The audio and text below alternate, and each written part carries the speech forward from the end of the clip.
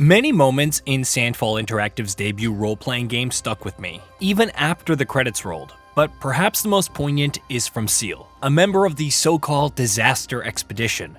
Death is a friend that will welcome me home. At first, this may come across as accepting death before it even arrives, acknowledging the so-called Great Equalizer. However, from Seal's perspective, it offers two potential outcomes, both affording a reunion with her friends and family. Yet, as ever-present as death can be throughout Clair Obscur Expedition 33, life shines throughout, to prove that it's not for nothing, that it's beyond simply existing, even if it means struggling with crushing sorrow. The term references the strong contrast between light and dark in painting to create a sense of volume, and this bleeds into every aspect of the gameplay. The turn-based combat with real-time elements, the mix of tragedy and joy, the impeccable homage to old-school RPGs in a contemporary shell. In short, Clair Obscur Expedition is an excellent title. That Sandfall Interactive could deliver an experience of this weight and magnitude is as impressive as it is exemplary. The story is compelling from the very get-go, starting in Lumiere, an island city separated from the main content after the devastatingly mysterious fracture. Its inhabitants know nothing of the outside world, save for the monolith and the Paintress, who awakens once a year to paint a new number, after which every one of that age dies, dissipating into petals in an event known as the Gomage. The fact that it's become part of daily life in the city further leans into the ever-present nature of death. Of course, its inhabitants aren't taking this lying down, or at least they haven't been for several decades. They send expeditions of those with 1 year of life left to the continent in the hopes of destroying the Paintress and breaking the cycle once and for all. Why is she painting in the first place? Why does everyone die? Those are but a few mysteries that Gustav has to answer upon setting out. A kind-hearted yet sometimes timid engineer, Gustav is joined by Male, his foster sister. Despite having several years left, she yearns to explore the world outside of Lumiere. However, as soon as their expedition lands on the beach of the continent, they're accosted by Renoir, an old man who summarily slaughters them all, with some help from terrifying monsters known as Nevrons. With only a handful of survivors and little hope, Gustav sets out to reach the monolith and stop the Paintress. Along with Male, he's joined by the meticulous researcher Loon and the cheerful Seal, a farmer turned teacher. Journeying through the content, they meet the Gestrels, a race of wooden doll-like beings who yearn for combat and other challenges, seek out the legendary Esquis, and much more. To say any more would be to ruin the surprise beyond the obviousness of things not being what they seem. Regardless, the plot is well-paced and taut, mixing the right amount of levity with seriousness. Some elements can feel a bit odd tonally, and by the time it's all said and done, there are more than a few burning questions left unanswered. There are even elements that might be divisive among some players, but I feel they suit the bigger picture, adding much-needed volume to the proceedings. While the larger conflict and mystery are intertwined with the group's interpersonal relationships and bonds, and sometimes overshadow them, the characterization is extremely on point. Part of that is due to the natural dialogue, which lends even more weight to the emotional moments. The other part is the voice acting. Charlie Cox is excellent as Gustav, balancing anxiety with an earnest nature that makes him eminently likable. Christy Ryder lends a subtle sophistication and air to Loon, while Shala Nix wonderfully embodies Seal, who, despite her cheery and relaxed demeanor, seemingly carries a pall of sadness. Andy Serkis as Renoir, Ben Starr as Verso, a mysterious individual who tracks the expedition for unknown reasons, and Rich Keeble as Monaco, a Gestrel who talks the talk and clumsily walks the walk, also shine throughout. But despite the tough competition, Jennifer English is my favorite. She lends an aura of innocence and street smarts to Male, later tinged with the trauma of watching her expedition murdered. The chemistry between the cast is also something to behold, whether they reminisce on the trials thus far, process grief, or try to make sense of everything happening. There are a few awkward bits of humor and at least one downright bizarre scene, but watching the group process events, be it rolling with the punches or making sense of cataclysmic events, is enthralling. Also, shout out to the rest of the cast for voicing the voice logs of other expeditions discovered throughout the continent. They're a joy to listen to, and on top of providing more context on what led to their demise, some genuinely poignant moments lay waiting to be discovered. Lore is always a challenging endeavor, but Clair Obscur's logs paint an incredible portrait of the world, while also getting me to care about these people. Of course, you can chat up party members back at camp and increase bond levels. though the system could have used a bit more oomph beyond simply selecting one of two dialogue choices and watching the level increase. These interactions usually unfold as exchanges with minimal animation, though some unique moments occasionally emerge. The English lip syncing also felt off on occasion, which took me out of some of the interactions, though the quality of the voice acting brought me back. Thankfully, this is less common during cinematics, which boasts incredible cinematography and animation work. Much has been made about the combat, how it's dynamic and engaging and the absolute highlight of the experience. Whatever you've heard or seen, good news, it's even better than that.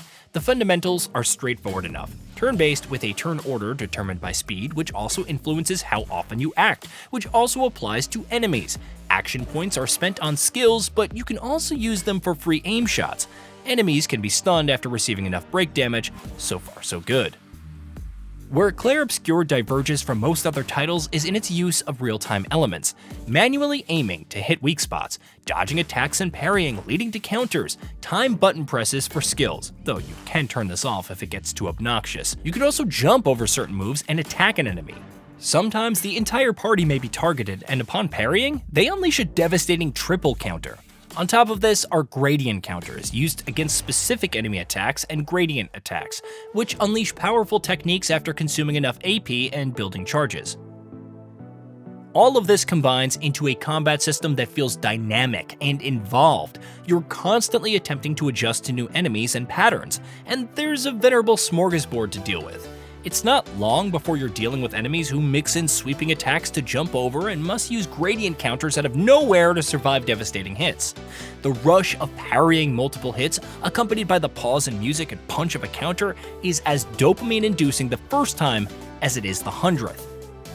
Some enemies also have elemental affinities, which means that they're susceptible to different types of elemental damage. Use the wrong type and you'll deal less damage. Use the same type of element and they'll absorb your attack, regaining health. Not only will you have to consider which weapons to use, especially since their passives are integral to certain setups, but the skills and synergies. In terms of character kits, Clair Obscur does a phenomenal job of outlining the basics and slowly adding layers of complexity. For example, Male has 3 stances: offensive, which deals and takes 50% more damage, defensive, which reduces damage taken by 50% and grants additional AP on parrying, and virtuose, which increases damage by a whopping 200%. Early on, the loop seems easy enough to understand: offensive stance, then ignite an enemy and switch to virtuose before dishing out more damage. However, you may decide to spec into burn damage, thus leveraging a skill which inflicts burn stacks while also dealing more damage with each stack. It also switches you into offensive stance, allowing you to gain more burn stacks with a different skill. You could switch to virtuose with another skill which also recovers some AP, and use yet another skill which consumes those burn stacks for big damage. Or you could come up with something completely different. And that's only one character. Loon encourages thinking carefully about your equipped skills since each generates a stain that can be consumed for different effects.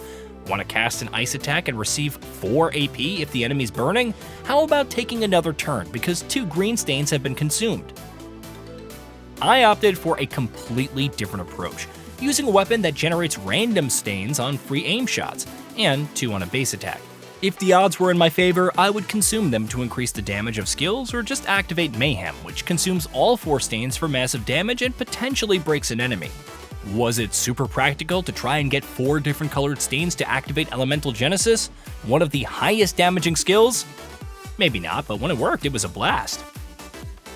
Then you throw in the Pictos and Lumina, further diversifying your builds. Pictos are items containing stats and a passive effect, like dodging to obtain an action point or a percentage chance to inflict a burn stack on a free aim shot.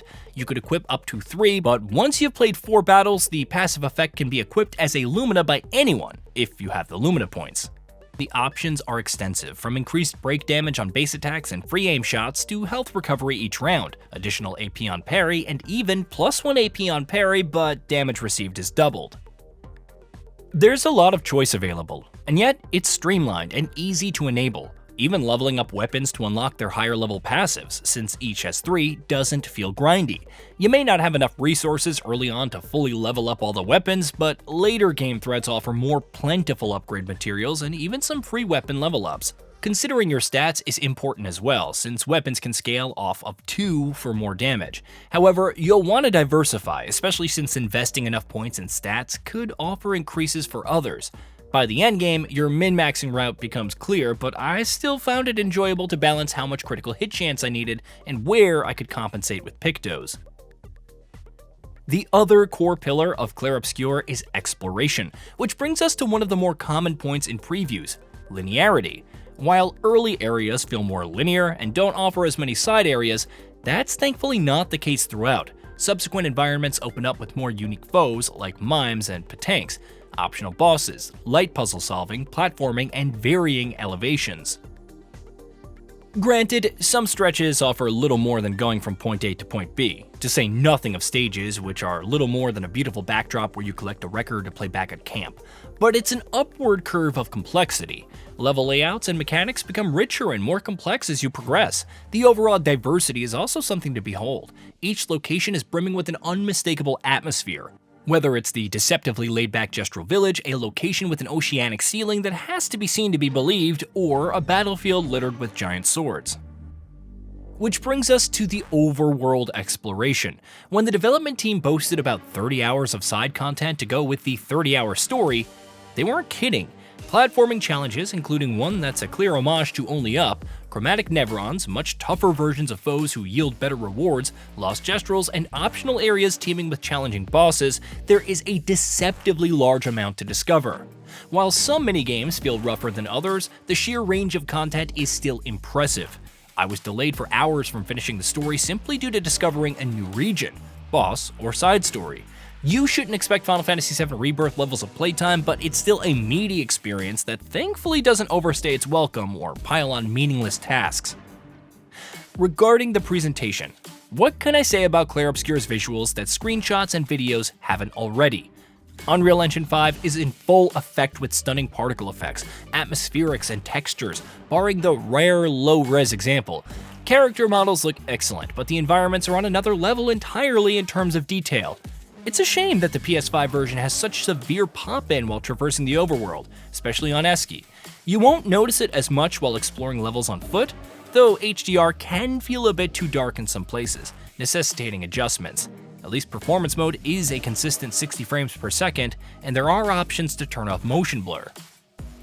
When it comes to the music, there are no complaints whatsoever. The sheer variety in arrangements from jazz and piano-backed pieces with high-ranged vocals to techno is breathtaking.